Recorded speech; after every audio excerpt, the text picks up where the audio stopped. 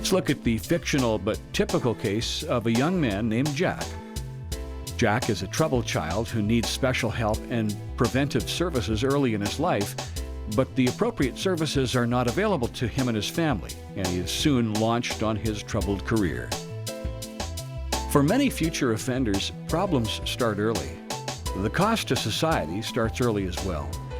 Identifying all of the costs of a delinquent career would be an impossible task, but it is possible to identify some elements and make estimates of what the cost might be in the life of a repeat young offender before he or she reaches the age of 18. This is the story of Jack's troubled career.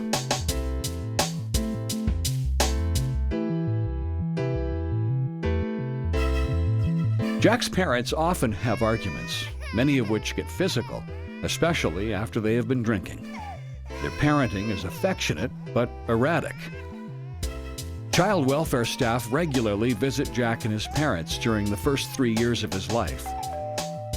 Social workers make a number of suggestions about his care and the special help he may need, but because of a lack of community resources, they are not able to refer Jack to the appropriate support services.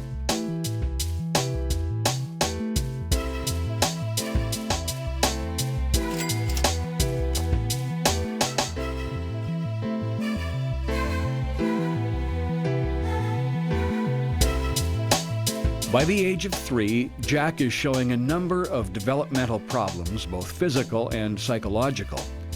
His parents do not know how to cope with his impulsive behavior.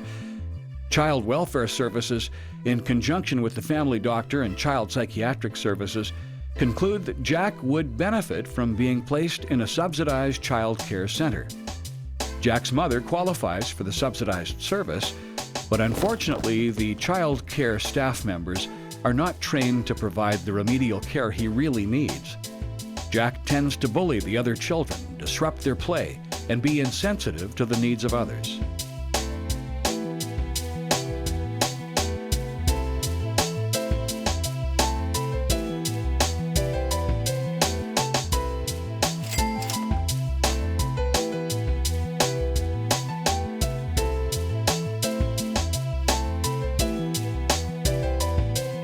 Jack has benefited from the child care services and is better behaved in group settings. However, his home situation has gone from bad to worse.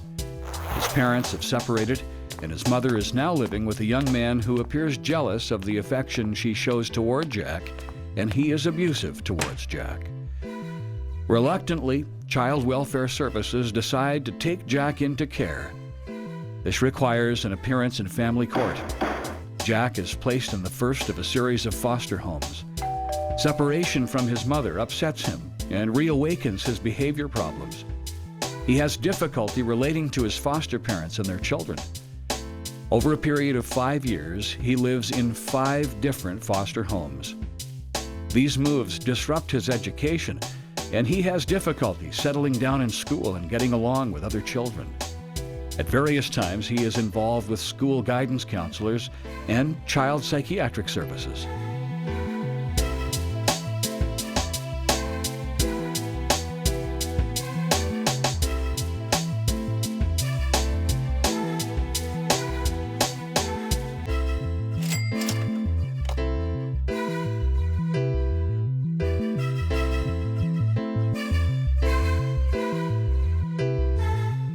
By the age of 11, Jack appears big for his age and precocious in his behavior towards his peers, particularly girls.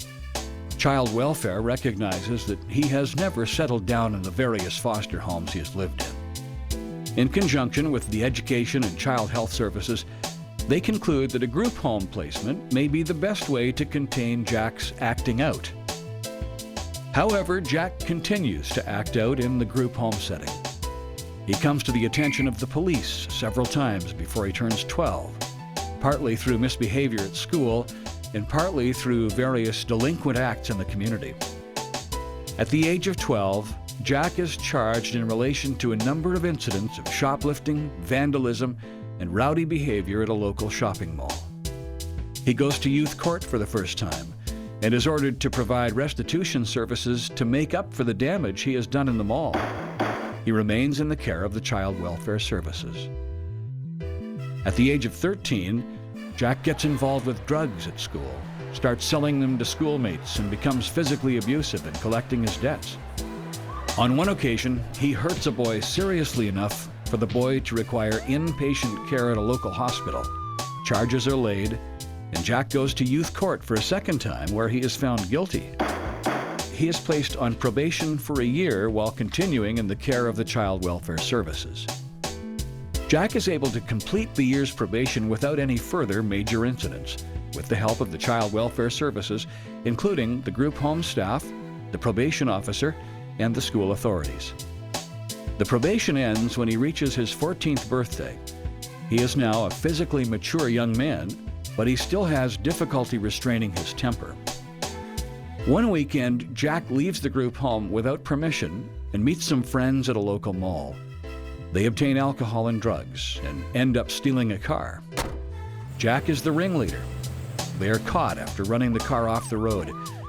On his third appearance in the youth court, Jack is remanded to the local detention facility for assessment reports. When he next returns to court for his fourth appearance, the youth court sentences him to an open custodial placement, followed by probation supervision of a year. He is sent to a youth center for 3 months, where he meets other youth with backgrounds similar to his own. Jack receives some educational services. The court had recommended psychological and psychiatric services, but no professional treatment other than assessments is provided in the open facility.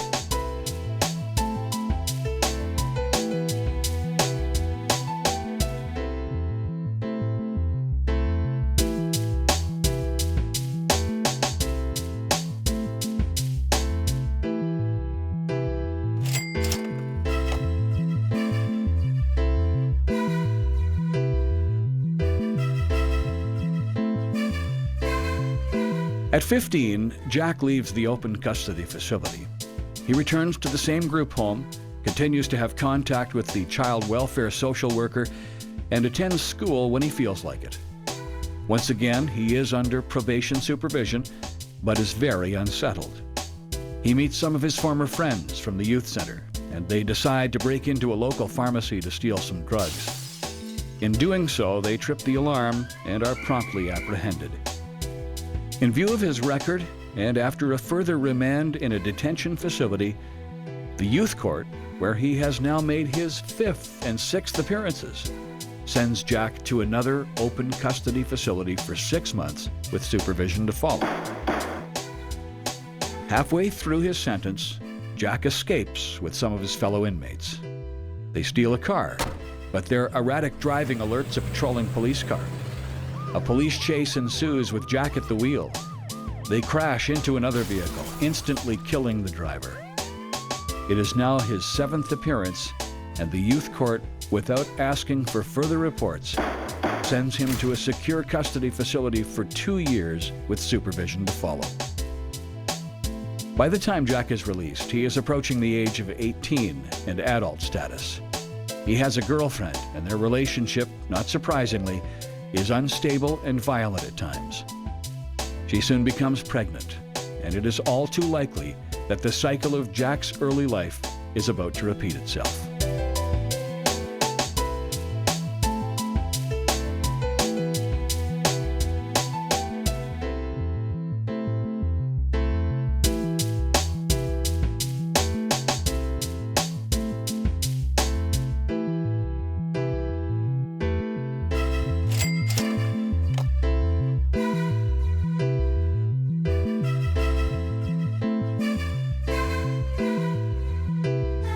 Jack's career as a repeat young offender serves to illustrate how children and young people pass through the child welfare and young offender systems.